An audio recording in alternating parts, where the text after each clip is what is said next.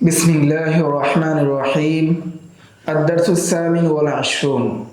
উসুলুত তাখরিজ বা হাদিস বের করার মূলনীতির 28তম দর্স। এই দর্সে আমরা আল মুআজামুল মুফরাসের বাকি যে অংশগুলো রয়েছে, বাকি যে আলোচনাগুলো রয়েছে সেগুলো আলোচনা করব। মুআজামুল মুফরাসের 7ম খণ্ডের শুরুতে কিছু গুরুত্বপূর্ণ দিক নির্দেশনা রয়েছে। তন্মধ্যে 1 নম্বর দিক নির্দেশনা হলো প্রতিটি মাদ্দার প্রথমে ফেল তারপরে ইসিম উল্লেখ করা হয়েছে এবং এগুলোকে সাজানো হয়েছে নাহু সরফের ভিত্তিতে এবং মাদ্দার ইশতিকাক এবং অর্থের ভিন্নতা অনুসারে। দ্বিতীয় নির্দেশনা হলো প্রথমে হাদিসের উদ্ধৃত অংশ তুলে ধরা হয় এবং যে কিতাবে এসেছে তা উল্লেখ করা হয়। এরপর এই অর্থে যেসব স্থানে পাওয়া যায় তাও আলাদাভাবে উল্লেখ করা হয়। এই মুআজামে যে সমস্ত কিতাব থেকে ফেহরিস্ত তৈরি করা হয়েছে সেগুলোর সাথে মুদ্রণের ভিন্নতার কারণে বাব এবং হাদিস নম্বরের কিছু পার্থক্য থাকতে পারে। মুয়াত্তা মালিক থেকে কেবল হাদিসের মতন নেওয়া হয়েছে। ইমাম মালিক রহমতুল্লাহি আলাইহি এর ফিকহি আলোচনা এবং অন্যান্য যে বর্ণনা রয়েছে, মন্তব্য রয়েছে, সেগুলো এখানে নেওয়া হয়নি। সহিহ মুসলিম থেকে শুধু মতন নেওয়া হয়েছে, সনদ উল্লেখ করা হয় নাই, সনদকে বাদ দেওয়া হয়েছে। একটি উদাহরণ যেমন হাদিস সালাতু মান কুন্না ফিহি ওয়াজাদা হালাওয়াতাল ঈমান। বুখারীর বর্ণনা অনুযায়ী এই হাদিসে মোট 34টি শব্দ আছে। মুআজামুল মুফরাসের লেখক বলেন, আমি ব্যক্তিগতভাবে প্রতিটি শব্দের উপর গবেষণা করে দেখেছি এবং নিম্নোক্ত ফলাফল পেয়েছি। 1 নম্বর ফলাফল হলো 12টি লফজ দ্বারা হাদিসের রেফারেন্স সরাসরি উল্লেখ আছে, অর্থাৎ 12টি লফজ দ্বারা হাদিসটি অনুসন্ধান করলে হাদিসটি পাওয়া যায়। নাম্বার 2, দুটি শব্দে হাদিসের রেফারেন্স অন্য লফজ বা মাওয়াদের দ্বারা দেওয়া হয়েছে। 3 নম্বর, 20টি লফজে হাদিস একেবারেই খুঁজে পাওয়া যায় না। এর কারণ এই কালিমাগুলো হরফের মতো অথবা এই ফিলগুলো হাদিসে বেশি ব্যবহার হয়েছে। যেহেতু হাদিসে বেশি ব্যবহার হয়েছে, এই জন্য এই ফিলগুলো দ্বারা যদি রেফারেন্স দেওয়া হয় তাহলে রেফারেন্সের সংখ্যা বেড়ে যাবে। এই জন্য এগুলো দেওয়া হয়নি। এরপর কিছু উদাহরণ দেওয়া আছে। আপনারা যদি মূল কিতাবটা দেখেন, উসুলুত তাখরিজ কিতাবটা দেখেন, আশা করি আপনারা বুঝতে পারবেন। এখানে একটি লক্ষণীয় বিষয়, কখনো হাদিস উদ্ধৃতি করার ক্ষেত্রে বুখারীর হাদিসকে আগে আনা হয়, আবার কখনো অন্য কিতাবের নাম প্রথমে আনা হয়। এর কারণ হলো প্রথমে যেই কিতাবে হুবহু ওই লফজে হাদিসটি এসেছে সেই কিতাবকেই আগে আনা হয়, সবার আগে উল্লেখ করা হয়। এরপর অন্যান্য যেসব কিতাবে সেই অর্থে বা অনুরূপ হাদিসটি এসেছে বা কাছাকাছি শব্দে হাদিসটি এসেছে সেই কিতাবগুলোকে আনা হয়। এতে লফজের মিল, অনেক সময় এতে লফজের মিল নাও থাকতে পারে। সর্বশেষ বলা যায় এই মুআজাম তার আপন জায়গায়, অর্থাৎ তার বাব অনুযায়ী অত্যন্ত উপকারী এবং ভালো। যদিও এটি সম্পূর্ণতা বা পরিপূর্ণতার শীর্ষে পৌঁছায়নি, তবে এর যেসব দুর্বলতা বা সীমাবদ্ধতা রয়েছে তা ক্ষমার যোগ্য। এখানে সবচেয়ে বড় সুবিধার বিষয় হলো সময় বাঁচে। হাদিস খুঁজতে গেলে এখান থেকে খুঁজলে অনেক সময় বেঁচে যায়। তবে গবেষকদের জন্য এটি একটি বড় একটি পাওয়া, এবং যাদের হাদিস সম্পর্কে তেমন বেশি জানাশোনা নেই এবং এই সম্পর্কে জ্ঞান সীমিত, তারা এটা থেকে সহজেই হাদিস তাখরিজ করতে পারে এবং তাদের অনেক সময় কমে যাবে এবং তারা একটা ধারণা নিতে পারে এই কিতাব থেকে। এটি একটি নির্দিষ্ট বিষয় নিয়ে লেখা, আর সেটা হলো হাদিসের লফজসমূহকে নিয়ে ফেহরিস। এতে তেমন কোনো সূক্ষ্মতা বা রহস্যতা তেমন কিছু নেই, যে কেউ এখান থেকে ইস্তেফাদা গ্রহণ করতে পারে, উপকৃত হতে পারে। মজার ব্যাপার হলো এই সংকলনটি করেছেন নন মুসলিম কাফের। তারা এটি তৈরি করেছেন নিজস্ব গবেষণা এবং প্রয়োজনীয়তা পূরণের জন্য। তারা মুসলমানদের জন্য কিন্তু এটি তৈরি করেননি, এটা স্পষ্ট, এতে কোনো সন্দেহ নেই।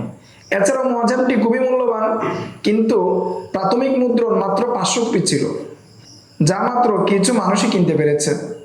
তাই যারা এরপরে যারা অনুলিপি তৈরি করে এটাকে ছড়িয়ে দিয়েছেন, বিশ্বে এটাকে মানুষের হাতে হাতে, মুসলমানদের কাছে, গবেষকদের কাছে পৌঁছে দিয়েছেন, আল্লাহ তাদের প্রতি বিশেষ রহমত দান করুন, যার ফলে এই মুআজামের সুফল অনেকের কাছে পৌঁছেছে। যে সকল মুদ্রণের কিতাব থেকে আল মুআজামুল মুফরাস তৈরি করা হয়েছে, এরপর একটি মুলাহাজা।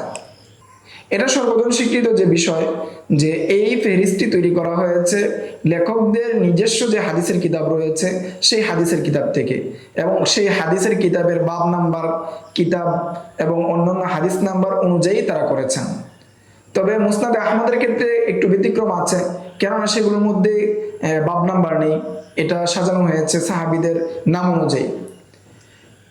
এবং সহিহ মুসলিম এবং মুয়াত্তা মালিকের ক্ষেত্রে হাদিসের নম্বর দিয়ে সাজানো হয়েছে, এবং মুসনাদে আহমদের ক্ষেত্রে খণ্ড এবং পৃষ্ঠা নাম্বার উল্লেখ করা হয়েছে।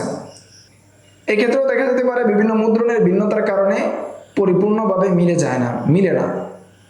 কিন্তু এখানে একটি প্রশ্ন হলো, এই মুআজামুল মুফাস থেকে যখন আমরা হাদিস তাখরিজ করতে চাইব, তখন কোন প্রেসের মুদ্রণের কিতাব থেকে আমরা তাখরিজ করব? এর উত্তর হলো মোহাম্মদ ফুয়াদ আব্দুল বাকি, যিনি এই ফেহরিস্টটি প্রণয়নের কাজে কিছু খ্রিস্টান প্রাচ্যবিদদের সাথে যুক্ত ছিলেন। তিনি লক্ষ্য করেছিলেন যে অনেক কিতাব এমন রয়েছে যেগুলোর অধ্যায় বা হাদিস নম্বর উল্লেখ নেই, ফলে সেগুলো থেকে নির্দিষ্টভাবে হাদিস খুঁজে বের করা কঠিন হয়ে পড়বে। এই সমস্যার সমাধানে তিনি কয়েকটি কিতাব নতুনভাবে মুদ্রণ করেন, সেগুলোতে অধ্যায় ও হাদিস নম্বর যুক্ত করেন যেন তা ফেহরিস্টের সঙ্গে মিলে যায়। তবে দুঃখজনক বিষয় হলো তিনি সব কিতাব এভাবে সম্পাদন করে ছাপাতে পারেননি। হঠাৎ ওনার ওফাত চলে আসে, তিনি মৃত্যুবরণ করেন।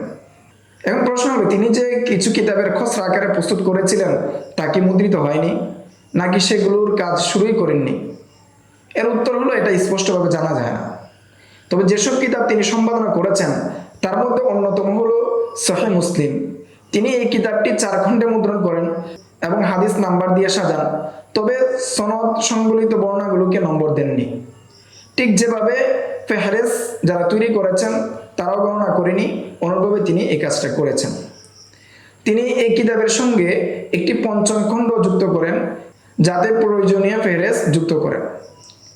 ইসলামের ইতিহাসে এত পরিপূর্ণ ফেহরিস এর আগে কোনো কিতাবে ছিল না। আল্লাহ তাআলা তাকে উত্তম প্রতিদান দান করুন এবং তার আমলগুলোকে কবুল করুন। এরপরে হলো সুনান ইবনে মাজাহ। এই কিতাবকেও তিনি অধ্যায়, অনুচ্ছেদ ও হাদিস নাম্বার দিয়ে সাজিয়েছেন, যাতে ফেহরিসের সঙ্গে পরিপূর্ণভাবে মিলে যায়। তিনি এটি সুন্দর ছাপায় প্রকাশ করেন, এতে উপকারী ফেহরিস সংযোজন করেন, এছাড়াও কিছু হাদিসের ব্যাখ্যাও যুক্ত করেন এবং দুর্বোধ্য শব্দগুলোর অর্থ ব্যাখ্যা দেন। এই কিতাবটি 2 খণ্ডে ছাপা হয়। এরপরের কিতাব হলো মুয়াত্তা মালিক। মুয়াত্তা মালিক ইমাম মালিক রহমতুল্লাহি আলাইহি এর বিখ্যাত কিতাবটি ফুয়াদ আব্দুল বাকি রহমতুল্লাহি আলাইহি কিতাব অর্থাৎ অধ্যায় ও হাদিস নাম্বার দিয়ে সাজিয়েছেন। তিনি হাদিস সমূহ তাখরিজ করেছেন, কিছু হাদিসের ব্যাখ্যা দিয়েছেন এবং দুর্বোধ্য গরীব শব্দগুলোর অর্থ বিশ্লেষণ করেছেন। এছাড়াও তিনি ফেহরিস সংযোজন করেছেন, যা পাঠকের জন্য অত্যন্ত উপকারী একটা বিষয়। এরপরে কিতাব হলো সুনানে তিরমিজি বা জামিউত তিরমিজি। এই কিতাবের 3য় খণ্ড তিনি সম্পাদনা করে প্রকাশ করেন। মোট 5 খণ্ডের এই বইয়ের প্রথম ও দ্বিতীয় খণ্ড সম্পাদনা করেন শেখ আহমদ শাকির রহমতুল্লাহি আলাইহি। 3য় খণ্ড সম্পাদনা করেন ফুয়াদ আব্দুল বাকি নিজেই। আর চতুর্থ ও পঞ্চম খণ্ড সম্পাদনা করেন শেখ ইব্রাহিম। এই পূর্ণ সংস্করণটি মুআজামুল মুফরাস অনুযায়ী এবং যথাযথভাবে মিলে যায়। এরপরে কিতাব হলো সহিহুল বুখারী। এই কিতাবেও তিনি কিতাব এবং বাব এবং হাদিস নাম্বার দিয়ে সাজিয়েছেন, এমনকি পুনরাবৃত্ত যে হাদিসগুলো, তাকরার যে হাদিসগুলো রয়েছে সেগুলোর রেফারেন্স এবং নাম্বার উল্লেখ করেছেন। তবে কিতাবটি শুধু মূল মতন আকারে ছাপা হয়নি, বরং ইবনে হাজার আসকালানী রহমতুল্লাহি আলাইহি এর প্রসিদ্ধ ব্যাখ্যা গ্রন্থ বা সরা ফতুল বারীর সঙ্গে একত্রে মুদ্রিত হয়েছে। এই সংকলনটি মিশরের সালাফি মুদ্রণের ছাপায় ছাপানো হয়, যার প্রথম ও দ্বিতীয় খণ্ডের তত্ত্বাবধানে ছিলেন শেখ আব্দুল আজিজ বিন বাজ রহমতুল্লাহি আলাইহি। এরপরের কিতাব হলো সুনানুন নাসাই ও সুনানু আবু দাউদ। এই 2টি কিতাব নিয়ে ফুয়াদ আব্দুল বাকি রহমতুল্লাহি আলাইহি কাজ করতে পারেননি। সুনান নাসাই থেকে আপনি তাখরিজ করতে হলে মিশরের মুস্তাফা আল বাবি আল হালবি প্রকাশিত 1383 হিজরিতে 1964 ইসাইতে ছাপা যে প্রথম যে সংস্করণ রয়েছে সেটা দেখতে পারেন। যদিও এই সংস্করণের অধ্যায় নম্বর নেই, তবু আল মুআজাম মুফরাস অনুযায়ী এটা খুবই কাছাকাছি। আপনি চাইলে নিজে নম্বর লাগিয়ে নিতে পারেন। এই কিতাবটি 8টি ছোট খণ্ডে ছাপা হয়। এর সঙ্গে ইমাম সৈয়দ রহমতুল্লাহ আলাই এর সরা জাহরুর রবা আল মুজতাবা এবং সিন্দির যে তালিক রয়েছে সেটা যুক্ত করা হয়েছে। এরপরে কিতাব হলো সুনানে আবি দাউদ।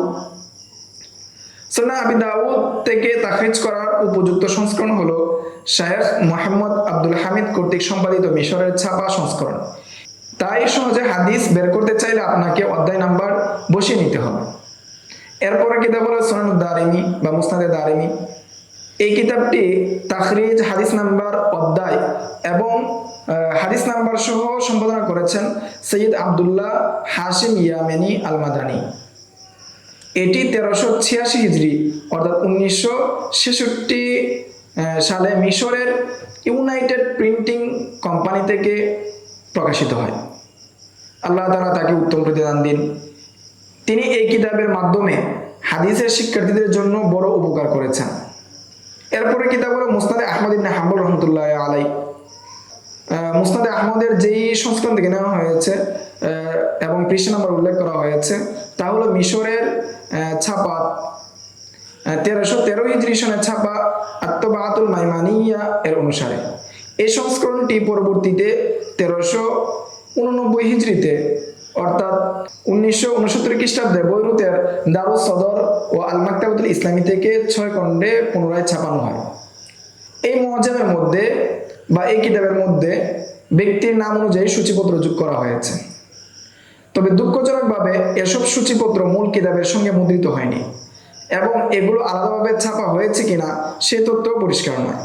এই ফেহরিস বা মুআজ্জাম আল মুআজ্জামুল মুফরাদ পদ্ধতিতে হাদিস খুঁজে বের করার ক্ষেত্রে সহায়ক কিতাব, সূচিপত্র এবং মাফাতিহ কিতাব রচিত হয়েছে। এর কিছু ছাপা হয়েছে, আবার কিছু এখনো প্রকাশিত হয়নি। তন্মধ্যে কয়েকটি উল্লেখ করা হচ্ছে। এর মধ্যে এক নম্বরে হলো আল জামিউ তিরমিজির জন্য বিশেষ ফেহরিস। আল মুআজ্জামুল মুফরাসের পদ্ধতিতে জামিউ তিরমিজির লফজভিত্তিক ফেহরিস তৈরি করা হয়েছে, যা শায়েখ ইজ্জা উবাইদ দাআস এর তত্ত্বাবধানে হোমস শহরে ছাপা হয়েছে। এই ফেহরিস তিরমিজির শরীফের সঙ্গে একত্রে ছাপা হয় এবং পাঠকদের জন্য এটি খুবই উপকারী। নাম্বার 2, সহিহ মুসলিমের জন্য আলাদা লফজভিত্তিক ফেহরিস তৈরি করা হয়েছে, যা মোহাম্মদ ফুয়াদ আব্দুল বাকি নিজে এটি তৈরি করেছেন এবং সহিহ মুসলিমের 5ম খণ্ডে এটি যুক্ত করেছেন। নাম্বার 3, শাইখ মুস্তাফা আল বায়ুমির সংকলিত বহু কিতাবের ফেহরিস। তিনি বহু হাদিসের কিতাবের উপর ফেহরিস তৈরি করেন, কিন্তু দুঃখজনকভাবে তার কোনোটি এখনো ছাপা হয়নি। যদি এই ফেহরিসগুলো ছাপা হতো তাহলে হাদিস শিক্ষার্থীদের জন্য অনেক উপকার হতো। আজকের দর্স এই পর্যন্তই। আগামী দর্সে আমরা উসুল তাখরিজের 4 নম্বর পদ্ধতি নিয়ে আলোচনা করব ইনশাআল্লাহ। আসসালামু আলাইকুম ওয়া রাহমাতুল্লাহি ওয়া বারাকাতুহু।